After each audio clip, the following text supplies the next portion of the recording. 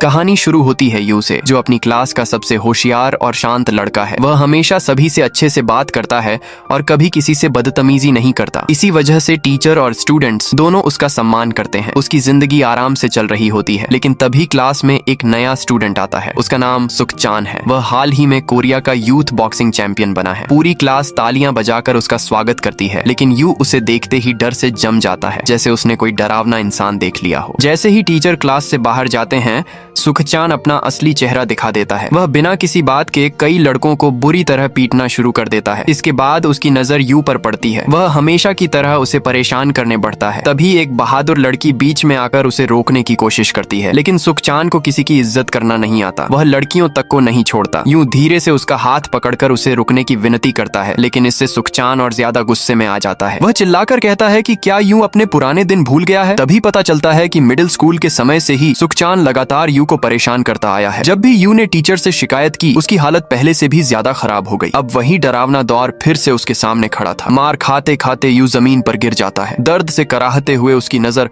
पास पड़े एक पेन पर जाती है। वह कांपते हुए उठता है और पेन उठा लेता है। सुखचान उसका मजाक उड़ाते हुए उसे डरपोक कहता है। फिर वह खुद यू का हाथ पकड़कर पेन अपनी आंख के सामने ले जाता है और उसे उकसाता है कि अगर हिम्मत है तो वार करके दिखाए। सालों से दबा हुआ डर और गुस्सा उसी पल फूट पड़ता है। यू बिना सोचे समझे पेन उसकी आंख में घोंप देता है। पूरी क्लास हैरान रह जाती है। सुखचान दर्द से चीखने लगता है और अपनी आंख पकड़कर जमीन पर गिर जाता है। आखिर में कोर्ट यह मानता है कि यू ने जानबूझकर हथियार का इस्तेमाल किया और सुखचान की दाईं आंख हमेशा के लिए चली गई, इसलिए इसे आत्मरक्षा नहीं माना जाता। यू की मां पूरी तरह टूट जाती है। यू ने कभी नहीं सोचा था कि पहली बार अपने लिए खड़ा होना उसकी पूरी जिंदगी बदल देगा। कुछ समय बाद यू को प्रिजन ले जाया जाता है। प्रिजन बस में पीछे वाली सीट पर बैठा एक लड़का इतना खतरनाक दिखता है कि कोई उसके पास बैठने की हिम्मत नहीं करता। तभी ह्योन मिन नाम का एक कैदी यू की सीट पर बैठ जाता है और यू को उसी डरावने लड़के के पास बैठना पड़ता है। प्रिजन पहुंचते ही गार्ड सभी कैदियों का सामान अपने पास रख लेते हैं। बाद में ह्योन मिन फिर यू से मिलता है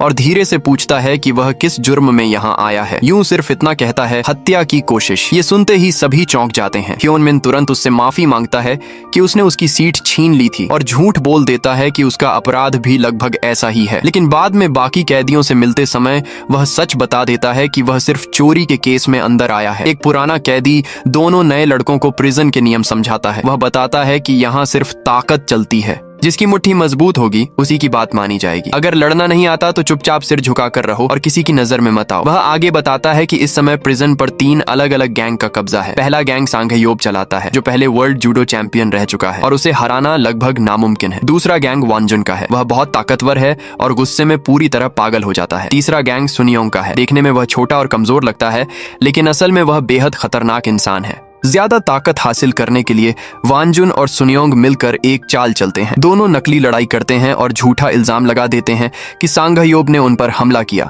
और उनकी सिगरेट भी चुरा ली। इसी झूठ की वजह से सांघयोब को सॉलिटरी सेल में भेज दिया जाता है और पूरे प्रिजन पर इन दोनों का कब्जा हो जाता है। लेकिन इन तीनों से भी ऊपर एक ऐसा कैदी है जिससे सब डरते हैं। तीनों गैंग मिलकर भी उसका मुकाबला नहीं कर सकते। उसका नाम दुहान है, वही लड़का जो बस में यू के बगल में बैठा था। दुहान दुनिया का सबसे कम उम्र का MMA वर्ल्ड चैंपियन रह चुका है। विदेशों की मीडिया भी उसकी जमकर तारीफ कर चुकी है। इसके बाद कहानी कुछ दिन पीछे चली जाती है। दुहान अपनी बहन के जन्मदिन पर फूल और गिफ्ट लेकर घर लौटता है, लेकिन जैसे ही वह फ्रिज खोलता है उसका हाथ खून से भर जाता है। घबराकर वह पूरे घर में अपनी माँ और बहन को ढूंढता है। तभी उसे अपनी बहन खून से लथपथ जमीन पर पड़ी मिलती है। उसी समय पीछे से एक हमलावर उस पर हमला कर देता है, लेकिन उसे यह नहीं पता होता कि उसने किस इंसान को छेड़ दिया है। दुहान एक ही पल में उसकी टांग तोड़ देता है। फिर जैसे ही वह अपनी माँ की लाश देखता है उसका गुस्सा फूट पड़ता है। वह दूसरे हमलावर को इतनी बेरहमी से पीटता है कि वह बेहोश हो जाता है। तीसरा लुटेरा भी उस पर हमला करने की कोशिश करता है, लेकिन दुहान उसे भी कोई मौका नहीं देता। आखिर में तीनों हथियारबंद लुटेरे वहीं मारे जाते हैं। बाद में जरूरत से ज्यादा हिंसा करने की वजह से दुहान को भी प्रिजन भेज दिया जाता है। दूसरी तरफ यू प्रिजन की जिंदगी को लेकर बहुत डरा हुआ होता है। तभी फुटबॉल खेलते समय एक खिलाड़ी घायल हो जाता है और यू को उसकी जगह मैदान में उतरना पड़ता है। वह घबराकर बॉल को किक मारता है, लेकिन बॉल सीधी जाकर वानजुन की सबसे कमजोर जगह पर लगती है। यह देखकर सुनियोंग जोर जोर से हंसने लगता है और कहता है कि अब यू की खैर नहीं। कुछ ही देर बाद वानजुन के आदमी यू को पकड़कर एक सुनसान कोने में ले जाने लगते हैं। यह नजारा देखते ही यू को अपना पुराना दर्द याद आ जाता है। तभी वहां से दुहान गुजर रहा होता है। यूं किसी तरह खुद को छुड़ाकर उसके पास भागता है और उससे मदद की भीख मांगता है। वांजुन दुहान से थोड़ा डरता जरूर है, लेकिन फिर भी उसे बीच में न आने की चेतावनी देता है। दुहान कुछ पल सोचता है, लेकिन आखिर वह उस बेबस लड़के की मदद करने का फैसला कर लेता है। वांजुन उसका मजाक उड़ाते हुए कहता है कि वह खुद एक हत्यारा है और अब अच्छा बनने का नाटक कर रहा है। इतना कहकर वह हमला कर देता है, लेकिन दुहान आराम से उसके हर वार से बच जाता है और सिर्फ एक मुक्के में उसे जमीन पर गिरा देता है। यूं अपने रक्षक को हैरानी और सम्मान से देखता रह जाता है, लेकिन उसी दिन से वांजुन उसे अपना दुश्मन मान लेता है। यूं अब हर दिन खुद को बचाने का रास्ता ढूंढने लगता है। तभी एक दिन उससे मिलने सुखचान आता है। उसकी दाईं आंख हमेशा के लिए जा चुकी है और उसका बॉक्सिंग करियर भी खत्म हो चुका है। वह ठंडी आवाज में कहता है कि वह हर दिन यू के जेल से बाहर आने का इंतजार कर रहा है, क्योंकि जिस दिन यू बाहर निकलेगा उसी दिन उसकी असली नर्क जैसी जिंदगी शुरू होगी। यह सुनकर यू पूरी तरह टूट जाता है। वह रोते हुए उससे माफी मांगता है, लेकिन सुखचान साफ कह देता है कि वह उसे कभी माफ नहीं करेगा। इतना कहकर वह वहां से चला जाता है। उस दिन के बाद यू हर पल डर में जीने लगता है। दिन में वांजुन की धमकियां उसका पीछा करती हैं और रात में सुखचान का डरावना चेहरा उसके सपनों में आकर उसे चैन से सोने नहीं देता। एक दिन यू देखता है कि दुहान अकेले ट्रेनिंग कर रहा है। तभी वह एक बड़ा फैसला करता है। अब वह हर रोज उसके लिए दूध की एक बोतल लेकर आता है। शुरुआत में दुहान सोचता है कि यूं सिर्फ ताकतवर इंसान का सहारा लेना चाहता है, इसलिए वह उसे अपने पास आने से मना कर देता है, लेकिन यूं हार नहीं मानता और रोज उसके पीछे जाता रहता है। आखिर एक दिन वह हिम्मत जुटाकर दुहान से हाथ जोड़कर कहता है कि वह उसे लड़ना सिखा दे। दुहान से ट्रेनिंग लेने के बाद यूं भी उसी की तरह मजबूत बनना चाहता है, लेकिन दुहान साफ मना कर देता है। वह नहीं चाहता कि यूं भी बदले की आग में अपनी जिंदगी बर्बाद करे। तब यूं अपनी दिल की बात बताता है। वह कहता है कि उसे किसी से बदला नहीं चाहिए, उसे बस एक सामान्य जिंदगी जीनी है। वह मानता है कि अब तक वह हर बार मार खाने के डर से भागता रहा है। उसे अपनी कमजोरी, अपनी गरीबी और खुद के होने तक से नफरत होने लगी है, लेकिन अब वह और नहीं भागेगा। यूं की सच्ची बात सुनकर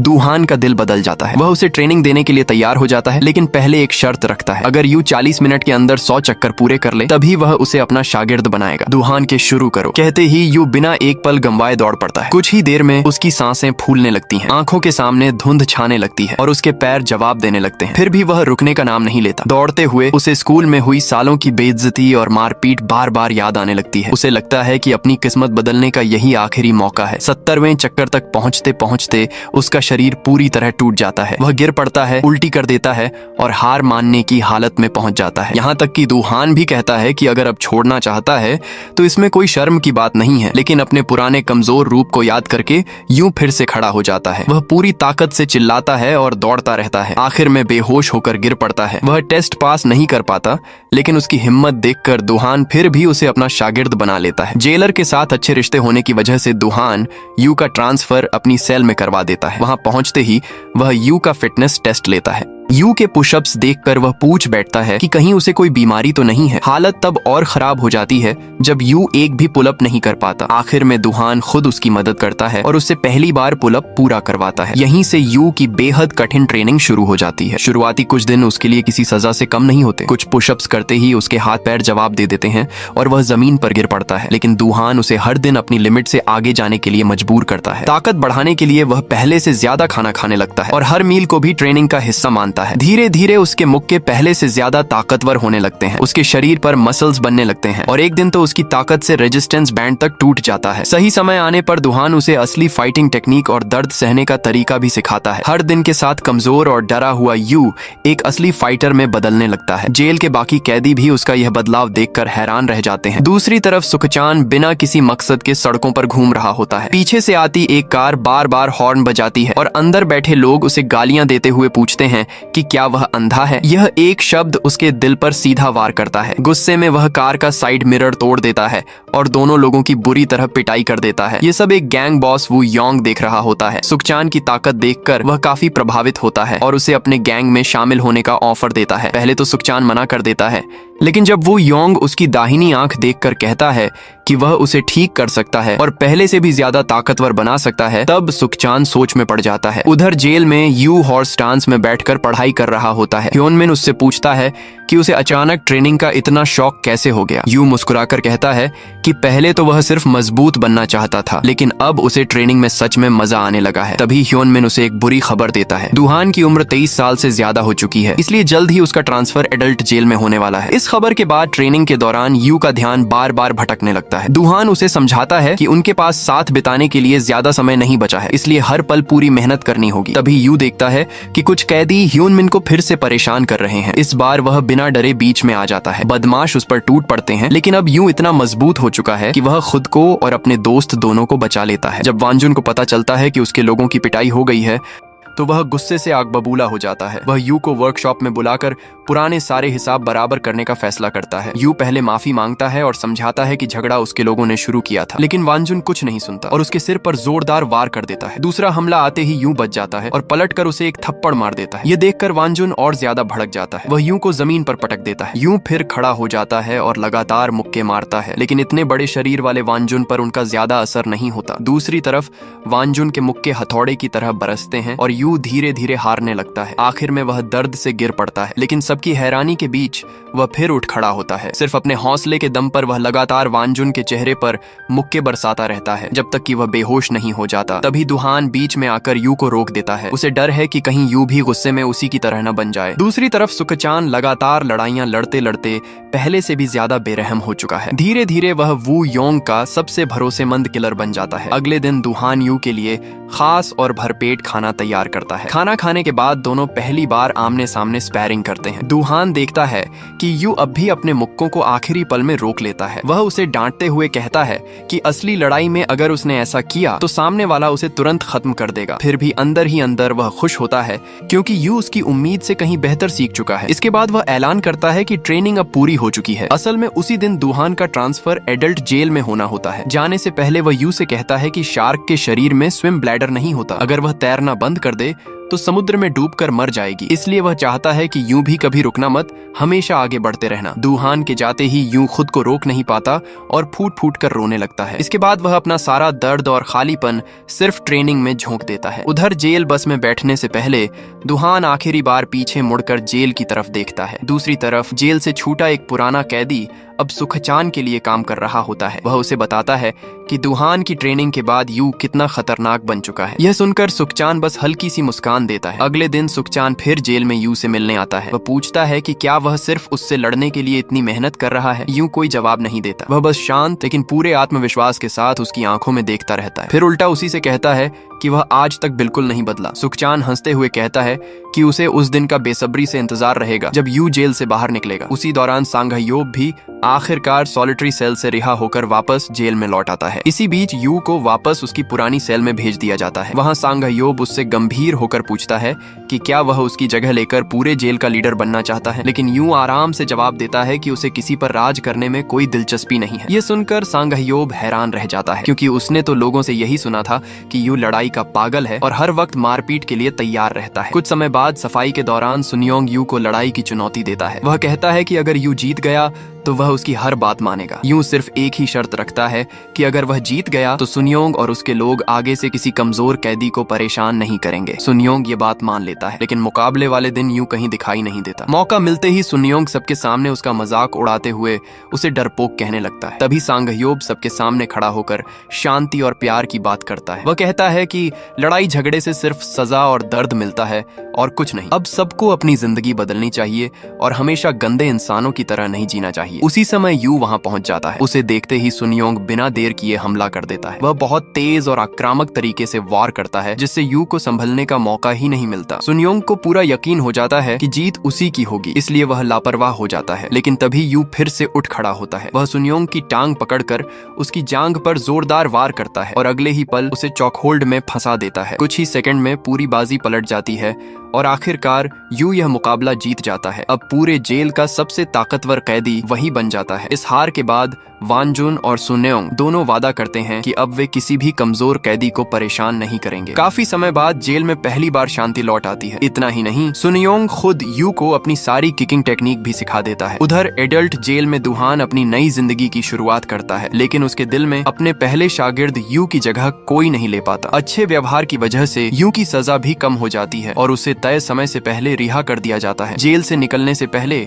वह आखिरी बार ट्रेनिंग ग्राउंड में जाता है और दुहान के साथ बिताए हर पल को याद करता है। फिर दिल में शुक्रिया लेकर जेल से बाहर निकल आता है, लेकिन बाहर आते ही उसके सामने एक नई मुसीबत खड़ी हो जाती है। सुखचान हाथ में टोफू लेकर उसका मजाक उड़ाने की कोशिश करता है। यूं इसे बचकानी हरकत समझकर नजरअंदाज कर देता है। बिना ज्यादा बातें किए दोनों के बीच आखिरी लड़ाई शुरू हो जाती है। अपने अनुभव का फायदा उठाकर सुखचान शुरुआत से ही बहुत आक्रामक हमला करता है। वह यू को पंचिंग बैग की तरह पीटने लगता है। इतना ही नहीं, वह उसकी माँ का भी मजाक उड़ाता है और कहता है कि वह कुत्ते की तरह गिड़गिड़ा रही थी। ये सुनते ही यूं का गुस्सा फूट पड़ता है और वह एक जोरदार मुक्का मारता है। सुखचान पूरी तरह बेकाबू हो जाता है और लगातार उसके सिर और पेट पर वार करने लगता है। आखिर में यूं जमीन पर गिर जाता है और उसके मुंह से खून निकलने लगता है। उसी पल उसे दुहान की बात याद आती है। शार्क कभी रुकती नहीं, वह हमेशा तैरती रहती है। यही बात उसके अंदर फिर से हिम्मत भर देती है। वह दोबारा उठ खड़ा होता है। अब दोनों पागलों की तरह एक दूसरे पर लगातार मुक्के बरसाने लगते हैं। यूं दुहान से सीखी बॉक्सिंग टेक्निक का इस्तेमाल करके सुखचान की भौं पर जोरदार पंच मारता है। गुस्से में सुखचान बिना सोचे समझे वार करने लगता है। तभी यू को मौका मिल जाता है और वह सुनयुंग से सीखी किकिंग टेक्निक का इस्तेमाल करता है। सुखचान दंग रह जाता है। उसे यकीन ही नहीं होता कि कभी उससे डरने वाला यू इतना ताकतवर बन जाएगा। लेकिन लड़ाई अभी खत्म नहीं होती। अब यह सिर्फ ताकत नहीं बल्कि हौसले की लड़ाई बन जाती है। आखिर तक यूं पीछे नहीं हटता और अंत में सुखचान खुद हार मान लेता है। यू को वहां से जाते हुए देखकर वह पूरी तरह टूट जाता है। कुछ समय बाद यू फिर से दुहान से मिलने जेल जाता है। दोनों एक दूसरे को देखकर बहुत खुश होते हैं। तभी यू मुस्कुराकर पूछता है कि क्या उसने कभी असली शार्क देखी है। वह बताता है कि हाल ही में वह एक एक्वेरियम गया था जहां शार्क तो बस एक जगह खड़ी थी और ज्यादा हिल भी नहीं रही थी। दुहान थोड़ा अटकते हुए कहता है कि शायद वह शार्क पहले से ही मर चुकी होगी। उसकी यह अजीब बात सुनकर दोनों जोर से हंस पड़ते हैं। 6 महीने बाद भी जेल के बाहर यू की जिंदगी आसान नहीं होती। उसके क्रिमिनल रिकॉर्ड की वजह से लोग हर जगह उसके साथ भेदभाव करते हैं। ऐसे समय में वही पुराने जेल वाले दोस्त एक दूसरे का सहारा बनते हैं। सुनयोंग सड़क किनारे अपना छोटा फूड ट्रक चलाता है। वानजुन दिन में कंस्ट्रक्शन का काम करता है और खाली समय में पढ़ाई भी करता है। सांगह्यो फिर से जिम में जाकर फाइटिंग की प्रैक्टिस शुरू कर देता है। दूसरी तरफ यू हर दिन बिना रुके ट्रेनिंग करता रहता है। सब एक दूसरे से वादा करते हैं कि चाहे लोग उन्हें एक्स कॉन्विक्ट कहकर कितना भी ठुकराएं, वे कभी हार नहीं मानेंगे। एक दिन यू फिर दुहान से मिलने आता है और खुशखबरी देता है कि उसे एक जिम में पार्ट टाइम जॉब मिल गई है। इससे उसके रहने और खाने की प्रॉब्लम भी हल हो गई है और अब वह आराम से अपनी ट्रेनिंग भी जारी रख सकता है। बॉक्सर बनने का रास्ता मुश्किल जरूर है, लेकिन शार्क की तरह उसे भी कभी रुकना नहीं है। फिर भी दुहान उसके लिए परेशान रहता है। वह जानता है कि यू ने सुखचान जैसे मशहूर गैंगस्टर को हराया है, इसलिए नई मुसीबतें उसका पीछा जरूर करेंगी। वह बार बार उसे समझाता है कि हमेशा सावधान रहना और बिना सोचे समझे कोई कदम मत उठाना। यूं चुपचाप सिर हिलाकर उसकी बात मान लेता है। दुहान आखिर में उससे कहता है कि अब अपनी पूरी ताकत लगा देना। जिम वापस पहुंचकर यू पहले से भी ज्यादा मेहनत करने लगता है और इस मौके की पूरी कद्र करता है। तभी वहां एक प्रोफेशनल बॉक्सर अपने ही कोच की बुरी तरह पिटाई कर रहा होता है। घमंडी बॉक्सर ऑल हंसते हुए पूछता है कि आज उसका पंचिंग बैग कौन बनेगा। कोच परेशान होकर कहता है कि कोई भी स्पारिंग पार्टनर उसके साथ प्रैक्टिस नहीं करना चाहता, क्योंकि वह ऐसे लड़ता है जैसे सामने वाले को जान से मार देगा। तभी वह पास खड़े यू की तरफ इशारा कर देता है। ओएनएल की नजर जैसे ही यू पर पड़ती है, उसकी दिलचस्पी बढ़ जाती है। वह उस एक्स कॉन्विक्ट को रिंग में आने का चैलेंज देता है। मजाक उड़ाते हुए कहता है कि अगर यू जीत गया तो शायद कोच उसे सच में बॉक्सर बना देगा। ये सुनकर यू बिना हिचकिचाए रिंग में उतर जाता है और ओल का पहला हमला बड़ी आसानी से बचा लेता है। कोच उसे पूरा प्रोटेक्टिव गियर फेंकता है, लेकिन यू सिर्फ ग्लव्स पहनता है। ओएल इसे अपनी बेइज्जती समझता है और पूरी ताकत से हमला बोल देता है। यू लगातार अपना सिर बचाते हुए सही मौके का इंतजार करता रहता है। आखिर उसे मौका मिल ही जाता है और वह सीधा ऑल के हाथ पर जोरदार पंच मार देता है। दर्द से ऑल वहीं घुटनों पर बैठ जाता है और बर्फ मांगने लगता है। ये खबर सुनते ही जिम का मालिक आग बबूला हो जाता है। उसी रात ओल को फॉग नाम की एक अंडरग्राउंड फाइट में उतरना था। यह मुकाबला एक प्राइवेट ऐप पर लाइव स्ट्रीम होता है, जहां सिर्फ चुनिंदा वीवीआईपी लोग ही इसे देख सकते हैं। वे सिर्फ मनोरंजन के लिए नहीं बल्कि करोड़ों का जुआ खेलने के लिए वहां आते हैं। ओएनएल इस इवेंट का सबसे बड़ा फाइटर होता है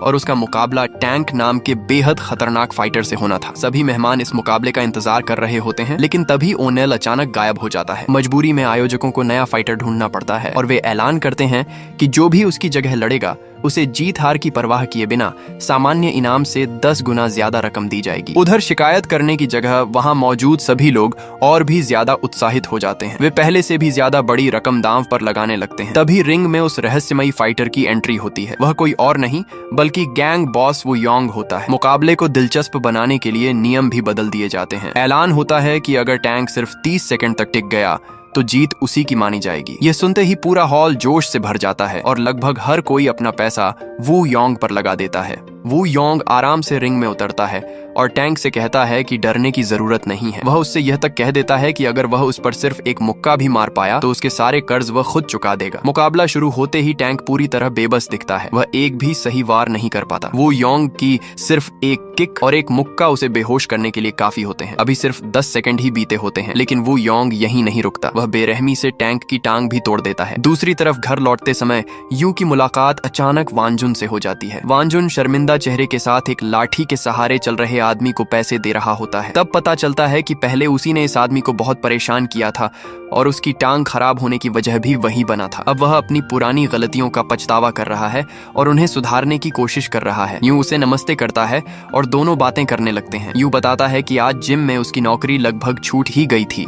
यह सुनकर वांजुन गहरी सांस लेते हुए कहता है कि जिंदगी सच में आसान नहीं है, लेकिन यूं मुस्कुराकर जवाब देता है कि उसने यह रास्ता खुद चुना है, इसलिए चाहे जितनी मुश्किलें आएं वह पीछे नहीं हटेगा। इसके बाद दोनों स्यूंगयोंग के फूड ट्रक पर पहुंचते हैं। हमेशा की तरह वांजुन बिना पैसे दिए खाना खाने लगता है और स्यूंगयोंग भी इस बात पर ज्यादा बहस नहीं करता। तीनों एक दूसरे की टांग खींचते हैं, हंसी मजाक करते हैं, लेकिन मुश्किल वक्त में यही दोस्ती उनके लिए सबसे बड़ी ताकत बन चुकी होती है। इसी दौरान जीही भी वहां आ जाती है, जो वांजुन की ट्यूटर है। फिर चारों अपने अपने ड्रिंक उठाकर आने वाले बेहतर दिनों के लिए चीयर्स करते हैं। तभी स्यूंगयोंग की नजर पड़ती है कि यू बार बार चुपके से जीही की तरफ देख रहा है। उसके चेहरे से साफ समझ आ जाता है कि वह अपनी भावनाएं छिपा नहीं पा रहा। उसी समय एक लग्जरी कार तेजी से वहां आकर रुकती है। कार से उतरकर एक आदमी सीधे यू के पास आता है। वह और कोई नहीं बल्कि वू योंग होता है। बिना समय गंवाए वह यू को अपने साथ काम करने का ऑफर देता है। अब कहानी 3 घंटे पहले की तरफ जाती है। वू योंग अपने आदमियों को गायब हुए ऑल को ढूंढने का आदेश देता है। फिर वह क्रूज शिप पर पहुंचता है, जहां ऑल बुरी तरह घायल हालत में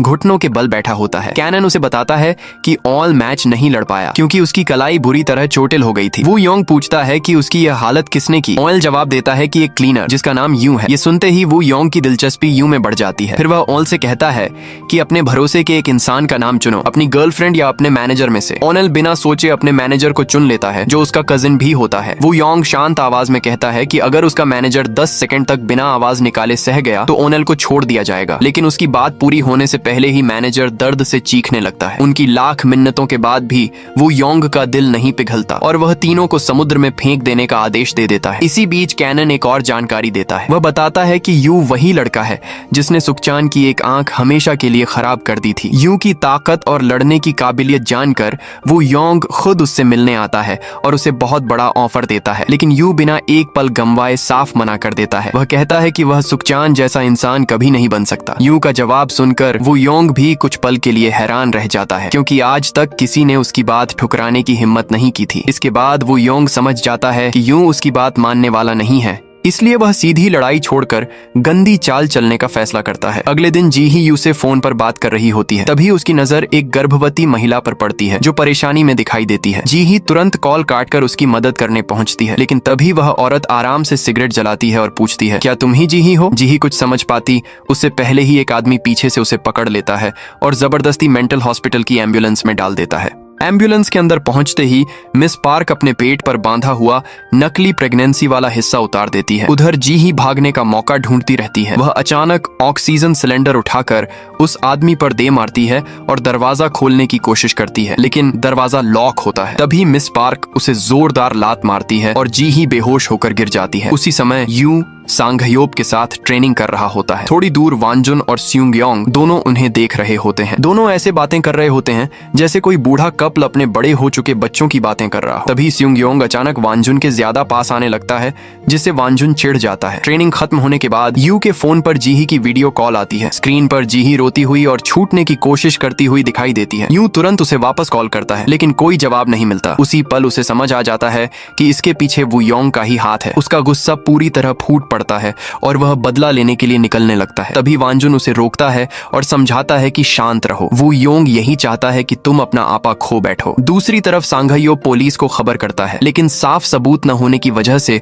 पुलिस भी तुरंत कुछ नहीं कर पाती। इसी बीच यू के फोन पर एक मैसेज आता है जिसमें एक कंस्ट्रक्शन साइट का एड्रेस लिखा होता है। यू, वांजुन, स्युंगयोंग और सांगहयोब तुरंत पुराने ट्रक में वहां पहुंच जाते हैं। चारों अलग अलग तरफ जाकर जीही को ढूंढने लगते हैं, लेकिन उसका कहीं पता नहीं चलता। तभी यू की नजर जमीन पर पड़े जीही के की चेन पर पड़ती है। वह तुरंत उसे फोन करता है और एक सुनसान बिल्डिंग के अंदर से उसकी रिंगटोन सुनाई देती है। यू बिना सोचे अंदर दौड़ पड़ता है। अंदर दो आदमी जीही को बांध कर बैठे होते हैं और उसे नुकसान पहुंचाने ही वाले होते हैं। तभी यू और वानजुन वहां पहुंच जाते हैं। यू सिर्फ 2 मुक्कों में दोनों को बेहोश कर देता है। वह जल्दी से जीही की रस्सियां खोलता है, लेकिन जीही घबराकर उसे वहां से भागने के लिए कहती है। तभी फोन फिर से बज उठता है। अगले ही पल चारों तरफ से बहुत सारे गुंडे अंदर घुस आते हैं। तब पता चलता है कि मिस पार्क ने जीही के फोन का इस्तेमाल करके यू को जाल में फंसाया था। इतने सारे लोगों के सामने यू और वानजुन भी कुछ नहीं कर पाते। दोनों की आंखों पर पट्टी बांध दी जाती है और उन्हें वैन में डाल दिया जाता है। वैन के अंदर यू को टेजर से झटका दिया जाता है और वह बेहोश हो जाता है। जब उसे होश आता है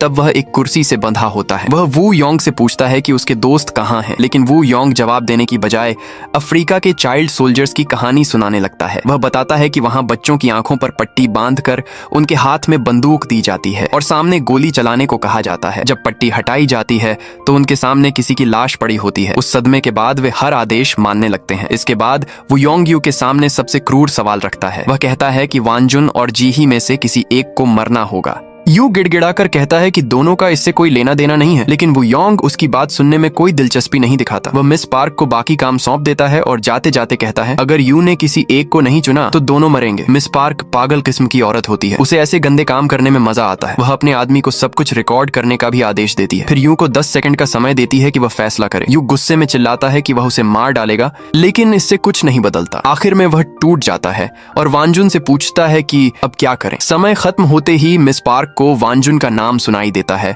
और वह तुरंत उस पर चाकू से वार कर देती है, लेकिन किस्मत से चाकू रस्सी काट देता है। वानजुन तुरंत उसका हाथ पकड़कर उसे दूर फेंक देता है और पल भर में 2 बेकार गार्ड्स को भी गिरा देता है। मिस पार्क दोबारा हमला करती है, लेकिन वानजुन उसका चाकू पकड़कर उसे जोर से पटक देता है। फिर वह यू और जीही की रस्सियां खोल देता है और तीनों नीचे की तरफ भागते हैं। जब मिस पार्क को होश आता है तो वह सैकड़ों गुंडों को उन पर हमला करने का आदेश देती है। वानजुन पीछे रुककर दुश्मनों को रोकता है ताकि यू और जीही निकल सकें, लेकिन सामने से भी और गुंडे आ जाते हैं। यूं लड़ने की कोशिश करता है मगर सीढ़ियों से नीचे गिर जाता है। तभी वानजुन दौड़कर उसकी मदद करने आता है, लेकिन एक आदमी उसे दीवार से दबा देता है। यूं भी लगभग बेहोश होने वाला होता है। तभी जीही फायर एक्सटिंग्विशर उठाकर उस गुंडे के सिर पर मारती है और यूं को पलटवार करने का मौका मिल जाता है, लेकिन उन्हें संभलने का समय भी नहीं मिलता क्योंकि और गुंडे वहां पहुंच जाते हैं। पेट से लगातार खून बहने के बावजूद वानजुन अकेला ही सबको रोकता रहता है ताकि उसके दोस्त बचकर निकल सकें। यूं और जीही पार्किंग एरिया तक पहुंच जाते हैं, लेकिन वहां भी गुंडों का झुंड रास्ता रोककर खड़ा होता है। तभी सही समय पर स्युंगयोंग और सांगहयोब वहां पहुंच जाते हैं। दोनों दुश्मनों पर टूट पड़ते हैं और कुछ ही पलों में सारे गुंडे दर्द से जमीन पर पड़े कराहने लगते हैं। चारों तुरंत वापस वानजुन को ढूंढने जाते हैं। वहां पहुंचकर देखते हैं कि उसने अकेले ही सभी गुंडों को हरा दिया है। वह मजाक करते हुए कहता है कि उसके दोस्त काफी देर से पहुंचे। यूं उसे सहारा देकर उठाता है और हिम्मत रखने के लिए कहता है। इसके बाद वे वहां से निकल जाते हैं क्योंकि और गुंडे कभी भी पहुंच सकते हैं, लेकिन वानजुन की हालत बहुत खराब हो चुकी होती है। वह अपनी जेब से एक नोटबुक निकालता है जिसमें उन लोगों के नाम लिखे होते हैं जिन्हें उसने पहले परेशान किया था। वह यू से कहता है कि उसकी तरफ से उन सब से माफी मांग लेना। यूं साफ मना कर देता है और कहता है कि तुम खुद जिंदा रहोगे और खुद सबसे माफी मांगोगे। वानजुन मुस्कुराकर कहता है कि वह कचरे की तरह नहीं मरेगा, लेकिन उसकी सांसें आखिरकार थम जाती हैं। यू दर्द से जोर जोर से चिल्लाने लगता है और उसके साथ बिताए सारे पल उसकी आंखों के सामने घूमने लगते हैं। वह हर चीज के लिए खुद को जिम्मेदार मानने लगता है। वानजुन के अंतिम संस्कार में यू उसकी तस्वीर के सामने सिर झुकाकर खड़ा होता है। तभी एक औरत आकर उसे जोरदार थप्पड़ मारती है और पूछती है कि वह वानजुन को बचा क्यों नहीं पाया। वह और कोई नहीं बल्कि वानजुन की बहन यानजिन होती है। यू के पास कोई जवाब नहीं होता। वह सिर्फ बार बार माफी मांगता रहता है, लेकिन यानजिन कहती है कि उसे माफी नहीं चाहिए थी, उसे तो सिर्फ अपना भाई वापस चाहिए था। यू खुद को कभी माफ नहीं कर पाता। वह पछताता है कि अगर उसने वो योंग का ऑफर ठुकराया न होता तो शायद वानजुन आज जिंदा होता। तभी स्युंगयोंग गुस्से में उसे रोकता है। वह कहता है कि इसमें यू की कोई गलती नहीं है। यू की वजह से ही वानजुन ने पहली बार इंसान जैसी जिंदगी जी थी। उसी की मदद से उसने हाई स्कूल की इक्विवेलेंसी एग्जाम पास की। अपनी पुरानी गलतियों की माफी माफी मांगी और बदलने की कोशिश की। स्यूंगयोंग कहता है कि अगर यू खुद को दोष देता रहेगा तो वानजुन की आत्मा को कभी सुकून नहीं मिलेगा। ये सुनकर यानजिन भी समझ जाती है कि उसके भाई और यू के बीच कितना गहरा रिश्ता था। उधर जी ही अपनी माँ से फोन पर बात कर रही होती है। तभी चेहरे पर बड़े से निशान वाला एक आदमी उससे टकराकर आगे निकल जाता है। जी ही को उसकी हरकत अजीब लगती है। वह कॉल काट कर चुपचाप उसके पीछे चल पड़ती है। वह आदमी सीधे उस पुलिस ऑफिसर से मिलता है जो वानजुन के केस की जांच कर रहा होता है। फिर वह ऑफिसर को जबरदस्ती कैनन की कॉल उठाने के लिए मजबूर करता है। फोन पर कैनन उसे बड़ी रिश्वत देने का लालच देता है और कहता है कि असली गुनहगार की जगह किसी और को फंसा दो। जी ही यह सब अपनी आंखों से देख लेती है और बिना देर किए यूं और बाकी साथियों को सारी बात बता देती है। तभी एक और झटका मिलता है। वू योंग की तरफ से वानजुन के लिए एक शोक हार भेजा जाता है। उस पर लिखा होता है, जो बात अधूरी रह गई थी उसे आगे बढ़ाओ। ये पढ़ते ही स्यूंगयोंग का गुस्सा फूट पड़ता है। वह गुस्से में उस शोक हार को तोड़ देता है और पुलिस को कोसने लगता है कि वे किसी काम की नहीं है। सांगह्योब उसे शांत करने की कोशिश करता है। वह भी वू योंग को मार देना चाहता है, लेकिन कहता है कि सिर्फ गुस्से से कुछ नहीं होगा। इसी दौरान यू चुपचाप वानजुन की नोटबुक पढ़ रहा होता है। आखिरी पेज पर जिस इंसान का नाम लिखा होता है वह कोई और नहीं बल्कि खुद यू होता है। तभी उसे समझ आता है कि उस दिन वानजुन उससे आखिर क्या कहना चाहता था। वह उससे माफी मांगना चाहता था। यू नोटबुक को कसकर पकड़ लेता है और मन ही मन फैसला कर लेता है कि वानजुन के कातिलों को इसकी कीमत चुकानी पड़ेगी। लेकिन इस बार वे बिना सोचे समझे नहीं बल्कि पूरी तैयारी के साथ कदम उठाएंगे। तभी यानजिन भी उनके साथ जुड़ने की बात करती है। अपनी ताकत साबित करने के लिए वह अकेले ही 3 आदमियों को गिरा देती है। अब उनकी रिवेंज टीम में एक और मजबूत साथी शामिल हो जाता है। सभी लोग वानजुन की तस्वीर की तरफ देखते हैं और तय कर लेते हैं कि चाहे कितनी भी बड़ी मुसीबत सामने आए वे पीछे नहीं हटेंगे। उनका पहला मकसद सबूत जुटाना होता है। जी ही को याद आता है कि वू योंग ने उस दिन मिस पार्क को पूरी घटना की वीडियो रिकॉर्ड करने के लिए कहा था, लेकिन सबसे बड़ी मुश्किल यह है कि वह वीडियो आखिर रखी कहाँ गई है। तभी यू के दिमाग में एक आइडिया आता है। यानजिन डिलीवरी वर्कर का भेष बनाकर वू योंग के हेडक्वार्टर्स पहुंचती है। उसके हाथ में एक पैकेज होता है जिसके अंदर यू ने चोरी छिपे छोटे हिडन कैमरास लगा दिए होते हैं। वहां सिक्योरिटी बहुत सख्त होती है,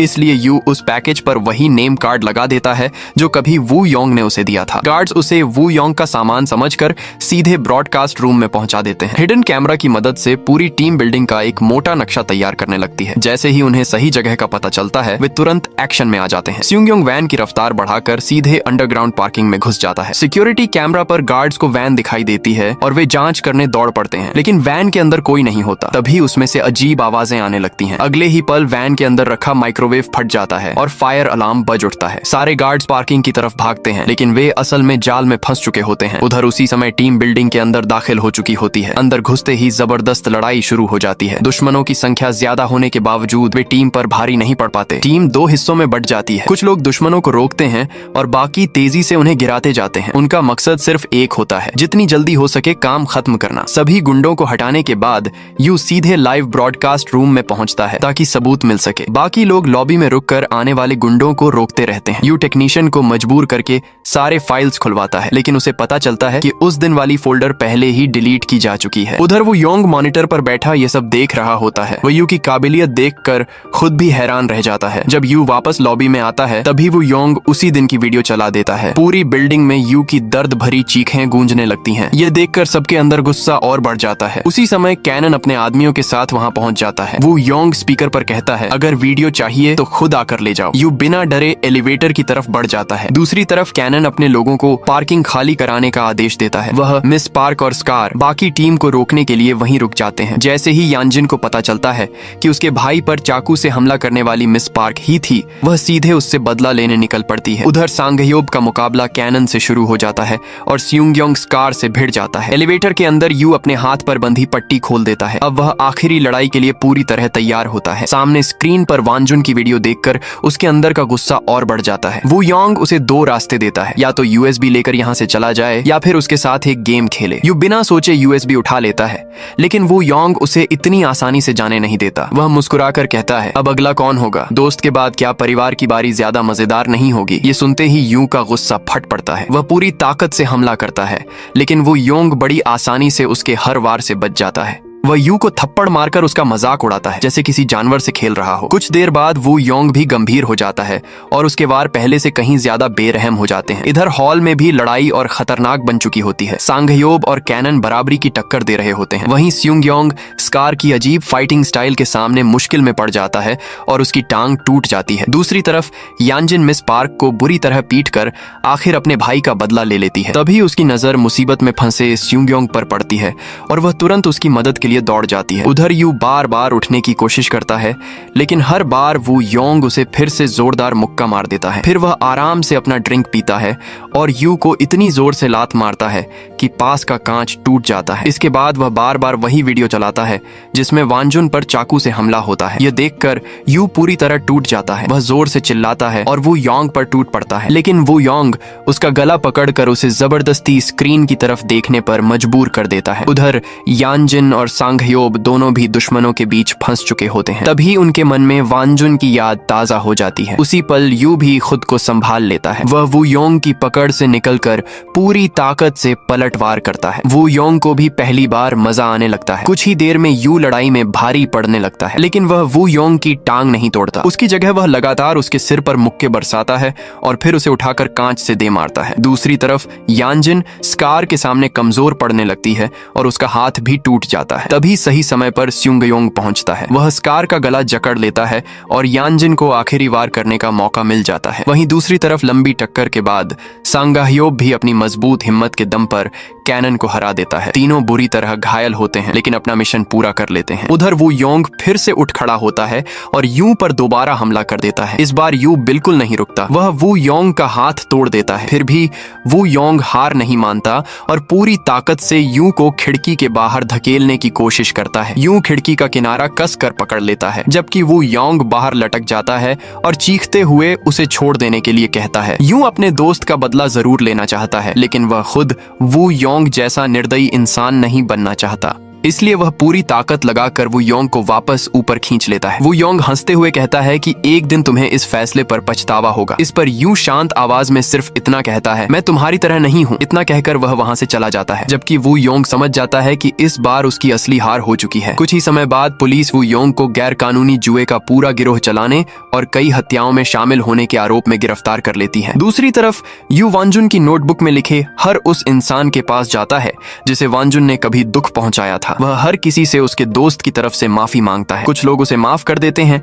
लेकिन कुछ लोग ऐसा नहीं कर पाते। फिर भी यू वांजुन की आखिरी इच्छा पूरी करने का अपना वादा निभाता है। जब वह नोटबुक के आखिरी पन्ने तक पहुंचता है तो वहां अपना ही नाम लिखा हुआ देखता है। वह अपने नाम के सामने माफ किया लिख देता है और धीरे से कहता है कि उसने वांजुन को तो बहुत पहले ही दिल से माफ कर दिया था। इसके बाद यू एक बार फिर प्रिजन में दुहान से मिलने जाता है। वह मुस्कुराते हुए बताता है कि अब उसे समझ आ गया है कि उसे जिंदगी में क्या बनना है। वह भी दुहान की तरह एक शानदार बॉक्सर बनना चाहता है। ये सुनकर दुहान हल्की सी मुस्कान देता है और सिर हिलाकर कहता है कि अगर सच में उस मुकाम तक पहुंचना है तो पहले से भी ज्यादा मेहनत करनी होगी। कुछ समय बाद वर्ल्ड रुकी चैंपियनशिप शुरू होने वाली होती है। यू और उसके सभी दोस्त पूरे जोश के साथ प्रैक्टिस में जुट जाते हैं। इस बार उनकी लड़ाई सिर्फ जिंदा रहने के लिए नहीं बल्कि अपने सपने और अपने जुनून को पूरा करने के लिए होती है। कहानी के आखिर में वू योंग भी प्रिजन पहुंच जाता है। इत्तेफाक से उसे जिस सेल में रखा जाता है वहां पहले से दुहान मौजूद होता है। दोनों एक दूसरे की तरफ देखते हैं और उनके चेहरों पर हल्की ठंडी मुस्कान आ जाती है। यहीं पर इस दमदार कहानी का अंत हो जाता है। दोस्तों, अगर आपको ऐसी के ड्रामा सीरीज और मूवी एक्सप्लेनेशन की वीडियोस पसंद आती हैं तो वीडियो को एक लाइक जरूर करें और नीचे कमेंट करके अपनी राय भी बताएं। अगर आप चाहते हैं कि मैं किसी और के ड्रामा या मूवी का एक्सप्लेनेशन लेकर आऊं तो उसका नाम भी कमेंट में जरूर लिखें। जिसकी कमेंट पर सबसे ज्यादा लाइक होगी तो उसी के ड्रामा या मूवी की वीडियो सबसे पहले बनाने की कोशिश करूंगा।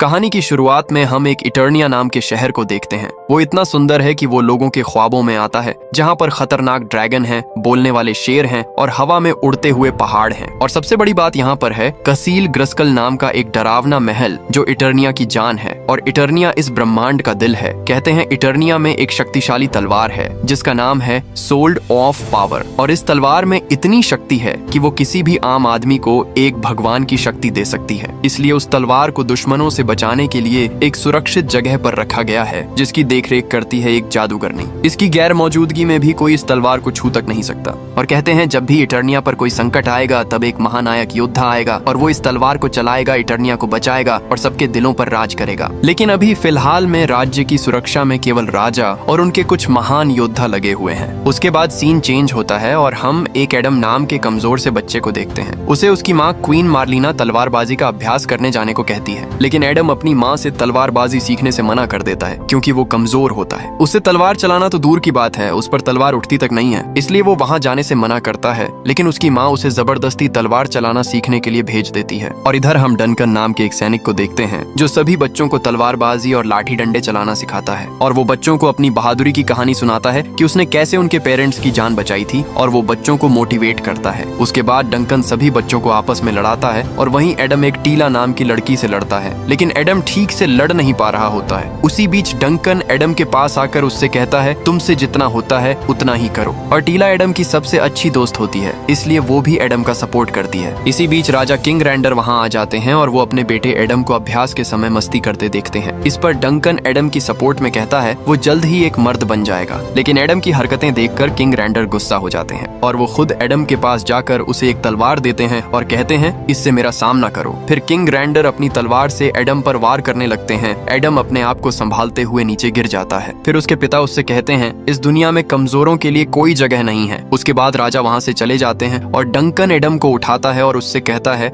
तुम्हें ताकतवर दिखना है राजा, अभी पीछे मुड़कर तुम्हें देखेंगे। लेकिन राजा पीछे मुड़कर नहीं देखते। ये देखकर एडम उदास होकर वहाँ से चला जाता है। अब एडम यहाँ पर उदास होकर खड़ा होता है, तभी यहाँ पर टीला आ जाती है। एडम टीला से उसे अकेला छोड़ देने को कहता है, लेकिन टीला उससे कहती है आज तुम मुझे पहले से ज्यादा ताकतवर लगे। ये कहते समय ही टीला को सामने जादूगरनी दिखाई देती है जो चमक रही होती है और तभी उनके पीछे एक भयंकर ब्लास्ट होता है और तब उन्हें पता चलता है कि इटर्निया पर एक स्केलेटर नाम के खतरनाक दुश्मन ने हमला कर दिया है। आसमान में बहुत सारे शिप्स उड़ रहे होते हैं जो इटर्निया पर लगातार हमला करते जा रहे होते हैं और राजा को यह बात पता चलती है तब तक बहुत देर हो चुकी होती है। अब डंकन राजा और बच्चों को किसी सुरक्षित जगह ले जाने की कोशिश करता है और इधर राजा की फौज दुश्मनों के सामने ज्यादा देर टिक नहीं पा रही होती क्योंकि दुश्मन बहुत ताकतवर और खतरनाक होते हैं जिनके पास अलग अलग पावर्स होती हैं। हालांकि पावर्स किंग रैंडर के मेन सैनिकों के पास भी होती हैं, वो इटर्निया को बचाने की पूरी कोशिश करते हैं। और इधर रास्ते में डंकन राजा रैंडर और बच्चों के लिए दुश्मनों से अकेला ही भिड़ जाता है और कुछ ही देर में रास्ता साफ कर देता है। लेकिन रास्ते में अब एक ट्रैप जाव नाम का खतरनाक दुश्मन आ जाता है। इसे देखकर डंकन पहले तो राजा और बच्चों को दूसरे रास्ते से जाने के लिए बोल देता है और उसके बाद अकेला ट्रैप जाव से लड़ने लगता है। और इधर टीला को अपने पिता की चिंता होती है तो वो वापस अपने पिता के पास चली जाती है। दरअसल टीला डंकन की सगी बेटी होती है। अब डंकन और दुश्मन बहुत तेज लड़ाई कर रहे होते हैं और डंकन दुश्मन पर भारी पड़ता है और डंकन दुश्मन को मारने ही वाला होता है। उसी दौरान दुश्मन अपना हथियार बदलकर डंकन को उड़ा देता है, जिससे डंकन बुरी तरह घायल हो जाता है और ट्रैप जाव यहाँ पर एक बम लगाकर चला जाता है। अब टीला अपने पिता के पास आकर उन्हें उठाने की कोशिश करती है, तभी डंकन उस बम को देख लेता है और वो तुरंत उठकर बम फटने से पहले खिड़की से कूद जाता है। और दूसरी ओर राजा और उसके परिवार को दुश्मन घेर लेते हैं और यहाँ पर सामने आता है कहानी का मेन विलन स्केलेटर। अब किंग रैंडर अपने बच्चे एडम और अपनी पत्नी से वहाँ से जाने को कहते हैं और क्वीन मार्लिना एडम को बचाने के लिए वहाँ से भाग जाती है और राजा रैंडर अकेले ही दुश्मनों से भिड़ जाते हैं। रैंडर कुछ देर तक दुश्मनों को मारते हैं, लेकिन उसके बाद दुश्मन उन्हें पकड़ लेते हैं। फिर स्केलेटर अपनी शक्ति से राजा की मूर्ति का सिर काट देता है और राजा का ताज उतार कर खुद पहन लेता है। उसी वक्त उसकी जादूगरनी आ जाती है जिसका नाम है एवेलीन। अब स्केलेटर राजा रैंडर को बंदी बना लेता है और इटर्निया पर कब्जा कर लेता है। और इधर रानी और उसका बेटा एडम जादूगरनी के पास आते हैं और उससे कहते हैं स्केलेटर यहाँ तलवार लेने आ रहा है। लेकिन इस पर जादूगरनी रानी से कहती है ऐसा कभी नहीं होगा, तुम चिंता मत करो। अब जादूगरनी एडम से तलवार यहाँ लाने को कहती है। उसके बाद एडम तलवार के पास जाता है और तलवार को उठा लेता है। उसी दौरान जादूगरनी अपने जादू से एक पोर्टल खोलती है और रानी जादूगरनी से एडम को तलवार के साथ पृथ्वी पर भेज देने को कहती है। रानी एडम से को इसका ख्याल रखने का बोलती है और कहती है कभी मत भूलना कि तुम कौन हो। तभी यहाँ पर स्केलेटर आ जाता है और वो तलवार मांगता है, लेकिन रानी उसे तलवार देने से मना करती है तो वो रानी पर हमला करके उसे दूर फेंक देता है। ये देखकर एडम को बहुत बुरा लगता है। तभी जादूगरनी एडम को कहती है इस तलवार को कभी खोना मत, यही तुम्हें घर वापस लाएगी। और जादूगरनी एक कवच बनाते हुए एक पक्षी में बदल जाती है और एडम पोर्टल में कूद जाता है। जाते समय एडम के हाथ से तलवार छूट जाती है और एडम पृथ्वी पर एक नदी में आकर गिरता है और तलवार कहीं और जाकर गिर जाती है। और अब हम 15 साल बाद का सीन देखते हैं जहाँ पर एडम बड़ा हो चुका है और वो एक लड़की के साथ डेट पर पर आया हुआ है। लेकिन वो लड़की एडम की एक अजीब कहानी सुनकर उसे रिजेक्ट करके यहाँ से चली जाती है। फिर एडम रोज की तरह उदास होकर घर वापस आ जाता है। घर पर उसके साथ उसका एक दोस्त भी रहता है और वो एडम का चेहरा देखकर समझ जाता है कि आज भी एडम ने एक नई लड़की को उसकी कहानी सुना दी, जिसकी वजह से फिर से उसे एक और लड़की रिजेक्ट करके चली गई।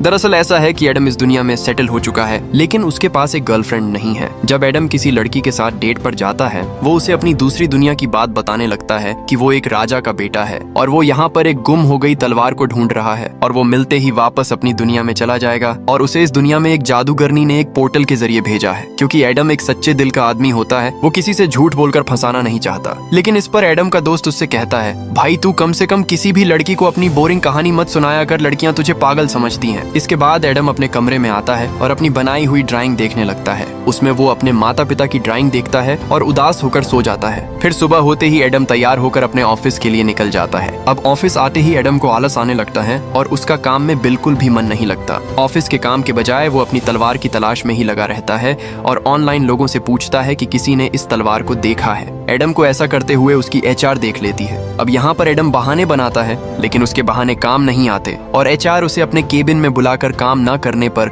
बहुत कुछ सुनाने लगती है। लेकिन उसी समय एडम के फोन पर एक मैसेज आता है जिसमें किसी ने उस तलवार को देखा होता है। लेकिन एचआर एडम को फोन से हाथ लगाने से मना करती है। फिर भी एडम फोन उठाकर मैसेज देखता है और तलवार के बदले कोई उससे $300 मांगता है। यह देखकर एडम अपनी एचआर की एक नहीं सुनता और तुरंत वहां से उठकर चला जाता है, क्योंकि एडम इस मौके को अपने हाथ से जाने नहीं दे सकता था। उसके बाद एडम एक टॉयज मॉल में आ जाता है और उस आदमी को ढूंढने लगता है जिसने उसे मैसेज किया था। अब एडम मॉल में हर किसी से उस तलवार के बारे में पूछने लगता है। लोग एडम की अजीब बातों से उसे पागल समझने लगते हैं, लेकिन सही समय पर वो आदमी एडम के पास आ जाता है जिसने उसे मैसेज किया था। फिर वो आदमी एडम को उसकी तलवार तक ले जाता है और तलवार एक टॉय के हाथ में रखी होती है। आदमी एडम से कहता है वो रही तेरी तलवार, जाकर ले ले। लेकिन एडम उससे कहता है मैं ऐसे नहीं ले सकता उसे। इस पर आदमी कहता है वो तेरी है या तेरे दादा की, मुझे तो सिर्फ पैसों से मतलब था। ये कहकर आदमी वहाँ से चला जाता है और अब एडम तलवार को टॉय के हाथ से निकालने की कोशिश करता है, लेकिन मॉल का स्टाफ उसके पास आकर कहता है हाथ लगाना मना है। लेकिन एडम उससे कहता है तुम टेंशन मत लो, ये तलवार मेरी ही है। उसके बाद एडम तलवार को निकालने की पूरी कोशिश करता है और अजीब सी हरकतें भी करता है। ये देखकर लोग उसकी वीडियो बनाने लगते हैं। अब जैसे तैसे एडम तलवार को निकाल लेता है। फिर एडम लोगों से कहता है अभी बिजली चमकेगी और मैं यहाँ से गायब हो जाऊंगा। फिर एडम तलवार को ऊपर उठाकर उसे यूज करने की कोशिश करता है, लेकिन वहाँ पर कोई बिजली नहीं चमकती। ये देखकर एडम उदास हो जाता है। उसी बीच एडम वहाँ से तलवार लेकर भाग जाता है और तलवार को अपने घर ले आता है। एडम अपने रूम में जाकर तलवार से बातें करता है और अपने डेड की पेंटिंग देखकर उदास हो जाता है और तलवार के साथ ही सो जाता है। सुबह होते ही एडम के घर पुलिस आ जाती है, क्योंकि उसने मॉल से चोरी की होती है। उसके बाद पुलिस एडम को पकड़कर थाने ले जा रही होती है। तभी रास्ते में उन्हें बहुत ज्यादा ट्रैफिक जाम मिलता है। ट्रैफिक देखकर दोनों पुलिस वाले गाड़ी से उतरकर देखते हैं तो सभी लोग अपनी अपनी गाड़ियों से निकलकर भाग रहे होते हैं और अगले ही पल हम देखते हैं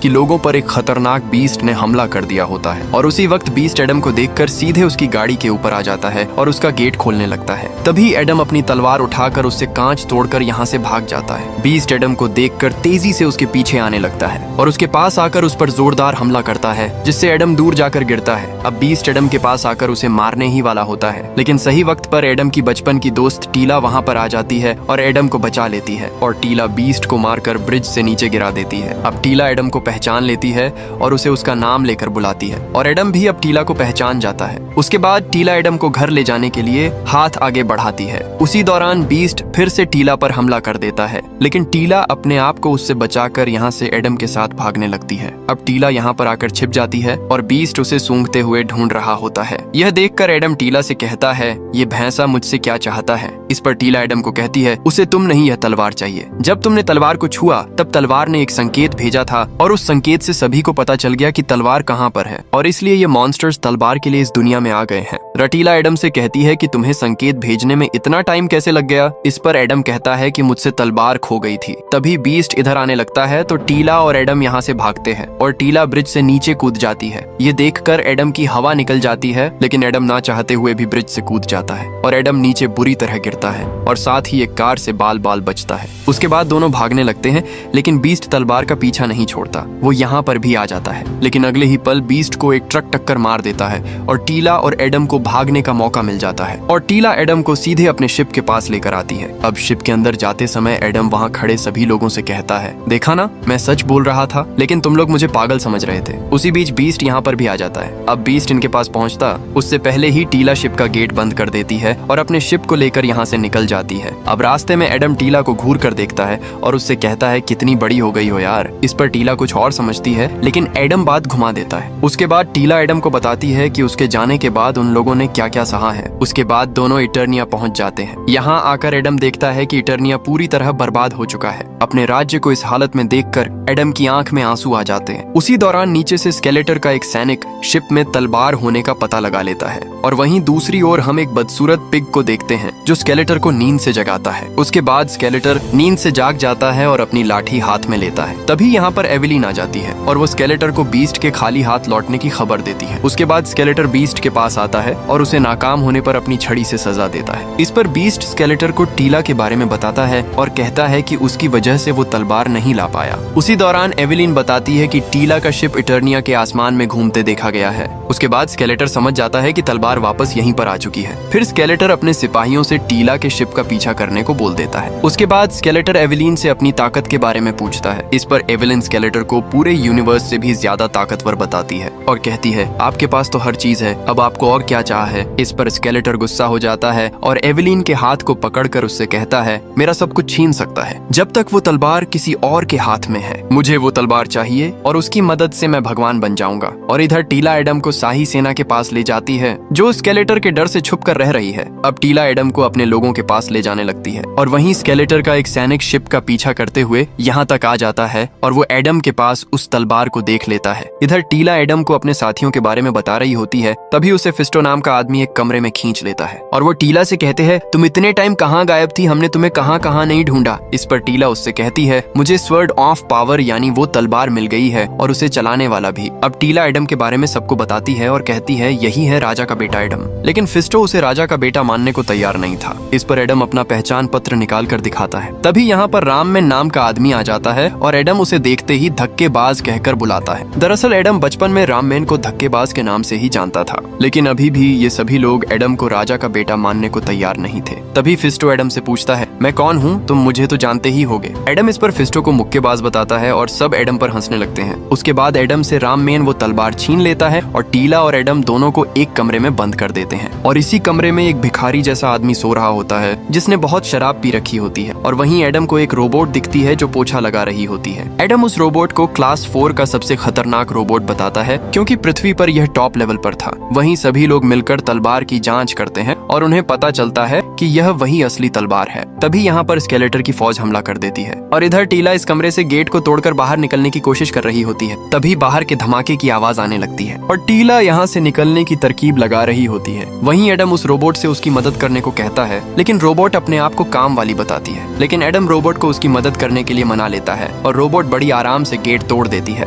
और रोबोट एडम से कहती है मैं अब काम वाली वाला काम नहीं करूंगी। और फिर ये तीनों यहाँ से जाने लगते हैं। तभी टीला वहाँ पड़े नशेड़ी को पापा कहकर बुलाती है। ये देखकर एडम शॉक्ड हो जाता है। दरअसल ये नशेड़ी टीला के पिता डंकन है जो बचपन में एडम और सभी बच्चों को तलवारबाजी सिखाया करते थे। अब टीला अपने पिता के मुंह पर पानी मारकर उन्हें होश में लाती है। फिर वो एडम को देखकर उससे पूछते हैं तुम कौन हो। इस पर एडम डंकन को सारी बात बताता है। तभी डंकन उल्टी कर देता है। उसके बाद डंकन को सब याद आ जाता है, लेकिन वो फिर से सो जाता है। लेकिन अगले ही पल रोबोट उन्हें उठाकर टीला और एडम के साथ जाने लगती है। बाहर आकर पता चलता है कि यहाँ पर खतरनाक लड़ाई चल रही होती है। उसी समय राममैन एडम को तलवार देकर यहाँ से जाने के लिए कहता है। स्केलेटर के हाथ ये तलवार नहीं लगनी चाहिए। फिर ये सभी लोग यहाँ से भागने लगते हैं, लेकिन इनके पास तलवार होने की वजह से सभी दुश्मन इन लोगों पर ही गोलियां बरसा रहे होते हैं। वहीं टीला भागते हुए नीचे कूद जाती है। यह देखकर एडम और डंकन डर के मारे रुक जाते हैं। तभी डंकन फिसलने की वजह से बुरी तरह से नीचे गिरने लगता है। फिर टीला डंकन को उठाकर यहाँ लाती है। तभी यहाँ पर ट्रैप जाव आ जाता है।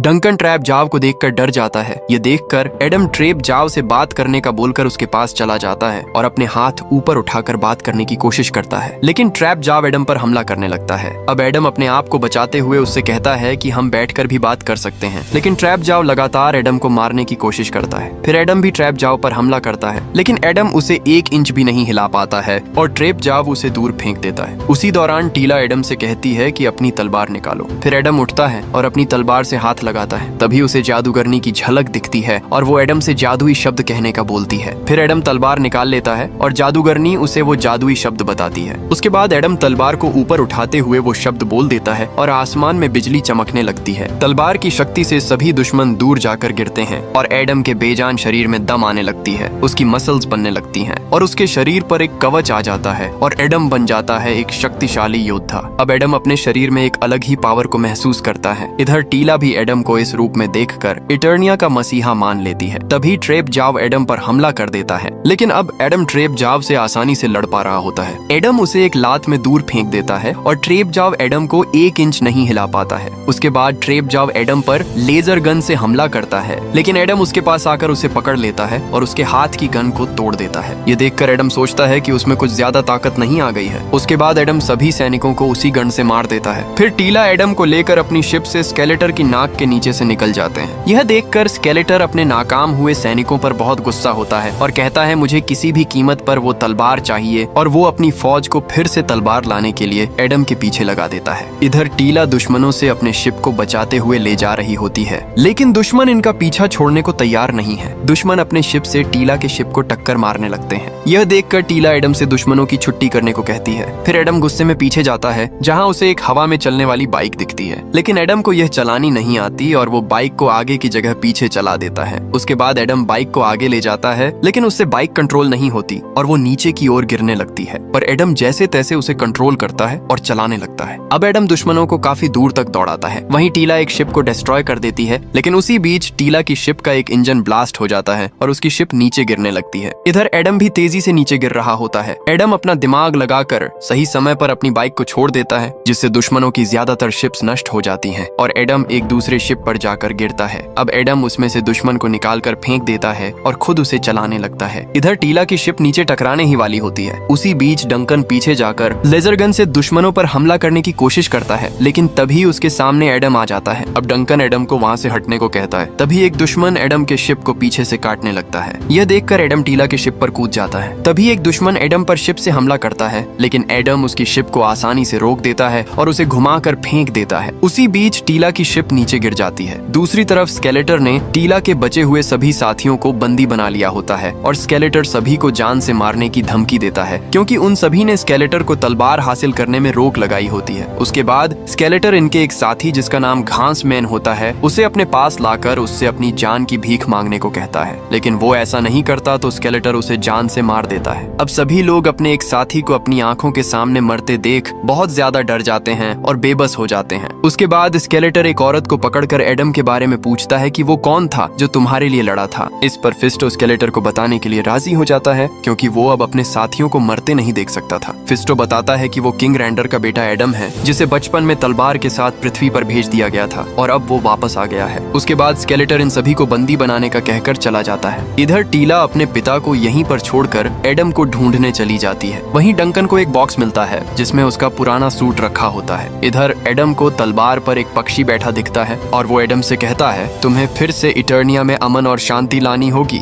ये देखकर एडम पक्षी की ओर बढ़ रहा होता है। तभी यहाँ पर टीला आ जाती है और वो एडम से पूछती है कहीं लगी तो नहीं। इस पर एडम कहता है एक खरोंच तक नहीं आई। फिर दोनों वापस अपनी शिप के पास आकर देखते हैं तो डंकन अपना पुराना सूट पहनकर दाढ़ी बना रहा होता है। यह देखकर टीला अपने पुराने पिता को देखकर बहुत खुश होती है, लेकिन फिर टीला अपने पिता की पीने की आदत से गुस्सा होकर यहाँ से चली जाती है। फिर एडम भी टीला के पास चला जाता है। टीला एडम को देखकर उससे थोड़ी हेल्प मांगती है और एडम एक हाथ से ही पूरी शिप को उठा देता है। ये देख टीला के होश उड़ जाते हैं। फिर टीला अपना काम करती है। फिर टीला एडम से पूछती है कि सुपर हीरो बनने के बाद कैसा लग रहा है। इस पर एडम खुश होकर कहता है मुझे बहुत अच्छा लग रहा है। फिर टीला एडम से कहती है तुम्हारे जाने के बाद मैंने तुम्हें बहुत मिस किया और मैं हर समय तुम्हारे बारे में ही सोचती रहती थी। इस पर एडम भी टीला से कहता है मैंने भी तुम्हें बहुत याद किया, और एडम धीरे धीरे टीला को किस करने वाला होता है। तभी टीला एडम को तुम मेरे छोटे भाई जैसे हो ये कह देती है और एडम के अरमानों पर पानी फेर देती है। और थोड़ी देर बाद अचानक आसमान में स्केलेटर की छवि दिखाई देने लगती है। स्केलेटर एडम और उसके साथियों को रेंगते हुए कीड़े कहता है और कहता है इटर्निया अब तुम्हारा नहीं रहा, अब इटर्निया मेरा है और उसकी हर एक चीज पर मेरा हक है। और उसमें वो तलवार भी आती है है, इसलिए उस तलवार पर भी मेरा हक है। फिर स्केलेटर एडम को बताता है तुम्हारे माता पिता अभी जिंदा हैं, अगर तुम मुझे तलवार दे देते हो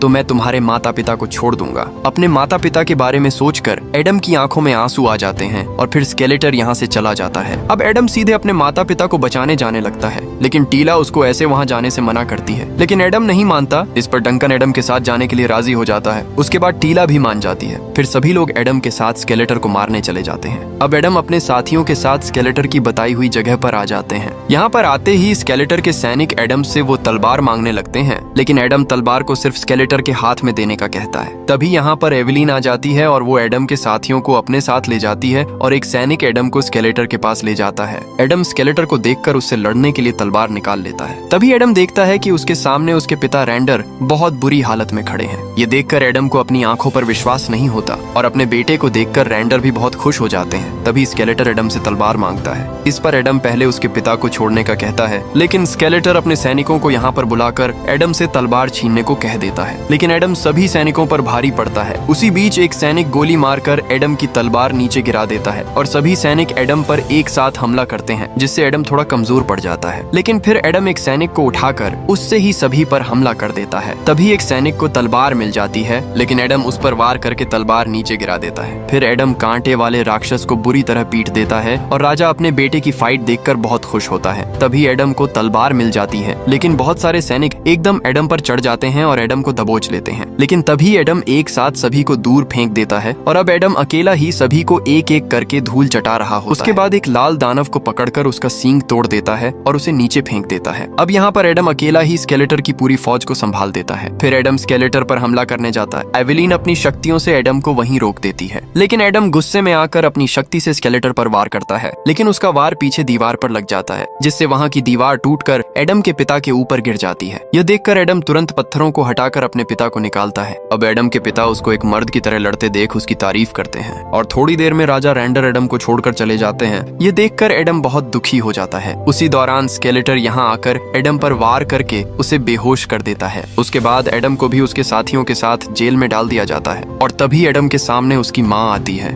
एडम अपनी माँ को देखकर बहुत खुश होता है और इधर स्केलेटर तलवार को हासिल करके बहुत खुश होता है और तलवार को ऊपर उठाते हुए जादुई शब्द बोलता है, लेकिन तलवार की शक्तियाँ काम नहीं करती हैं। ये देखकर स्केलेटर गुस्से में आकर एवेलिन की गर्दन पकड़कर उससे पूछता है, ये काम क्यों नहीं कर रही है? इस पर एवेलिन अपनी जान बचाने के लिए स्केलेटर को एक दूसरा रास्ता बताती है। फिर स्केलेटर उस रास्ते पर चल पड़ता है। इधर डंकन एडम को समझाता है और दोनों साथ में लड़ने का प्लान बनाते हैं। तभी टीला एडम को उसके सबसे प्यारे दोस्त क्रिंजर से मिलवाती है। एडम क्रिंजर से मिलकर बहुत ज्यादा खुश हो जाता है और क्रिंजर भी एडम को देखकर बहुत खुश होता है। फिर एडम सभी लोगों को एक जगह इकट्ठा करके उनको समझाता है और लड़ने के लिए मोटिवेट करता है और एक साथ मिलकर लड़ने और इटर्निया को वापस लेने का बोलता है। अब सभी लोग जोश से भर जाते हैं और लड़ने के लिए तैयार हो जाते हैं। और वहीं हम दूसरी तरफ स्केलेटर को देखते हैं, जो अपने सैनिकों से कहता है जो भी रास्ते में आए उसे जान से मार दो। इधर डंकन रोबोट में एक नया सिस्टम लगाकर उसे फाइटर बना देता है और फिर सभी मिलकर गेट तोड़कर बाहर निकल जाते हैं। हम इन सभी को एक नए जोश के साथ देखते हैं और फिर सभी लोग मिलकर एक झटके में यहाँ के सभी सैनिकों की छुट्टी कर देते हैं। उसके बाद सभी लोग दुश्मनों के शिप्स लेकर इटर्निया पहुंचकर दुश्मनों पर टूट पड़ते हैं। धक्केबाज एक ही बार में कई लोगों को हरा देता है और मुक्केबाज भी कम नहीं पड़ता। इधर दुश्मन की फौज आ रही होती है। तभी डंकन एडम और टीला से कहता है, तुम लोग यहाँ से आगे जाओ, मैं उन्हें संभाल लूंगा। उसके बाद टीला अपने पिता से आखिरी बार गले मिलती है। तभी एडम भी उन दोनों से चिपट जाता है। फिर एडम और टीला क्रिंजर के साथ आगे बढ़ते हैं, लेकिन क्रिंजर अभी भी फट्टू होता है। वो वहाँ जाने से मना करने लगता है, लेकिन एडम के लिए उसे उसके साथ जाना पड़ता है। इधर धक्केबाज और मुक्केबाज मिलकर पूरी फौज की बैंड बजा रहे होते हैं और इधर स्केलेटर यहाँ पर आकर तलवार की शक्तियाँ हासिल करने की जुगाड़ में होता है। तभी एडम और टीला क्रिंजर पर बैठकर यहाँ पर आ जाते हैं। स्केलेटर के सैनिक एडम को देखते ही भागने लगते हैं। उसके बाद एडम सीधे स्केलेटर के पास एंट्री मारता है और सीधे जाकर तलवार उठा लेता है और स्केलेटर देखता रह जाता है। टीला सीधे जादूगरनी पर टूट पड़ती है और वहीं क्रिंजर बीस्ट से भिड़ जाता है और इधर डंकन पर बहुत सारी फौज टूट पड़ती है, लेकिन डंकन यहाँ पर घबराता नहीं है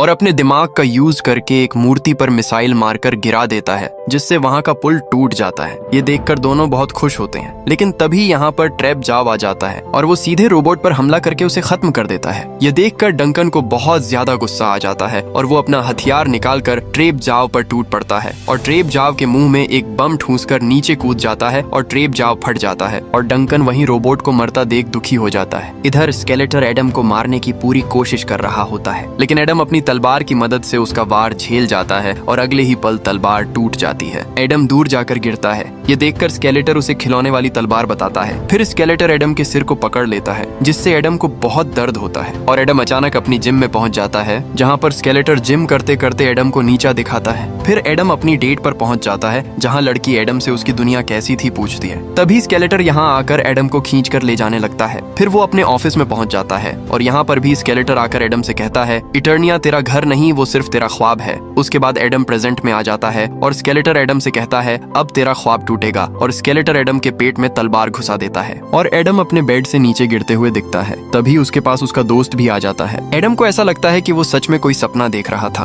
उसी बीच एडम का दोस्त उसे एक ड्राइंग देकर यहाँ से चला जाता है। एडम ड्राइंग में जादूगरनी को देखता है। तभी यहाँ पर पक्षी के रूप में जादूगरनी आती है और एडम को उठने के लिए कहती है। इस पर एडम उसे बताता है, मैं हार गया और वो तलवार टूट चुकी है, अब कुछ नहीं हो सकता। तभी वो पक्षी जादूगरनी में बदल जाती है और वो एडम से कहती है, शक्ति तलवार में नहीं बल्कि तुम में है। ये सुनते ही एडम का घाव भरने लगता है। उसके बाद एडम को होश आ जाता है। ये देखकर स्केलेटर चौंक जाता है। फिर एडम अपने सीने में से तलवार को निकालता है और तलवार अपने आप फिर से जुड़ जाती है और एडम में एक नई ताकत आ जाती है। ये देख स्केलेटर की तो पेंट गीली हो जाती है और बाहर सभी लोग इस चमक को देखकर खुश हो जाते हैं। अब एडम फिर से बदल जाता है और अब एडम स्केलेटर को मारने की बजाय उससे बात करता है और उसे एक अच्छा आदमी बनने का बोलता है। इस पर स्केलेटर एडम पर हंसने लगता है और अचानक स्केलेटर एडम पर हमला कर देता है। एडम अपने आप को उससे बचाता है, लेकिन स्केलेटर एडम को दूर फेंक देता है। फिर स्केलेटर एडम पर लगातार हमला करता है, लेकिन एडम अभी तक कुछ नहीं कहता। उसके बाद एडम को गुस्सा आ जाता है और उसकी आंखों का रंग बदल जाता है। फिर एडम स्केलेटर को मारना स्टार्ट करता है। एडम स्केलेटर को ऐसा मारता है कि उसका जबड़ा तोड़ देता है। अब स्केलेटर को पिटता हुआ देख उसकी जादूगरनी यहाँ से छुपके से खिसक लेती है और इधर अब स्केलेटर एडम से बैठकर बात करने का बोलता है, लेकिन एडम उसकी छड़ी को पकड़कर उसे तोड़ देता है और छड़ी टूटते ही एक बहुत पावर वाला सर्कल निकलता है और यहाँ पर एडम स्केलेटर को हमेशा के लिए खत्म कर देता है। उसके बाद टीला एडम को उसकी तलवार देती है। तभी यहाँ पर डंकन भी आ जाता है। उसके बाद हम इटर्निया का 6 महीने बाद का सीन देखते हैं, जिसमें इटर्निया फिर से एक खुशहाल राज्य में बदल जाता है। उसके बाद हम एडम की पूरी टीम को हंसते हुए देखते हैं। अब एडम के सभी साथी जंग जीतने के बाद बहुत खुश होते हैं और इसी सीन के साथ ये कहानी खत्म हो जाती है। अगर आपको ये वीडियो अच्छी लगी हो तो प्लीज वीडियो को एक लाइक करें और चैनल को सब्सक्राइब जरूर करें।